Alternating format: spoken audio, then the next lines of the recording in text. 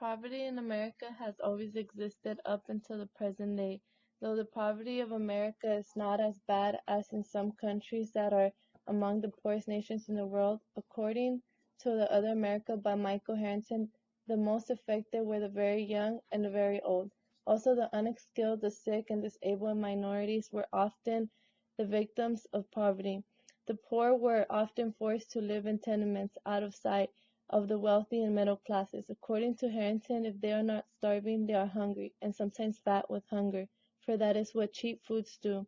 They are without adequate housing and education and medical care. Aside from these physical problems, they became mentally defeated from the suffering imposed by poverty. The worst of poverty is in America's past, especially during the Great Depression, when many people were unemployed. Before this, assistance to the poor was administered through private charities as well as state and local government. The Depression overwhelmed these resources, which forced the federal government to step in. One of the attempted solutions to poverty is welfare. Welfare started on a federal level during the 1930s when Franklin Roosevelt was president. It took World War II to get the nation to recover, and by the 1950s, according to Harrington, there was an implicit assumption that the basic grinding economic problems had been solved in the United States. According to Harrington, the problem had just been swept under the rug. This other America, the America of poverty, is hidden today in a way that it has never was before. The poor was separated from the rest of society.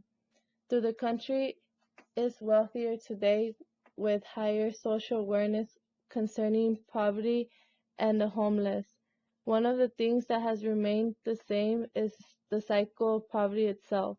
According to Houston Encyclopedia's section Cycle of Poverty, some of the factors involved in this cycle are low productivity rates, low salary, poor infrastructure and governance, business failure, ignorance, lack of skills and technology, unhealthiness or diseases, disasters, inability to access to resources such as land, finance, information, technical assistance, and no ongoing education. One of the differences of poverty between now and then is how people were less aware of the problem itself, and the causes. According to Harrington, it was not the poor, it was not that it was forgotten, it was much worse. They were not seen, it was like they were invisible. The effects of welfare are unclear. The debate still goes on as a common division between the Democrats and Republicans. There are many arguments on both sides. I believe we should be aware who we distribute welfare to.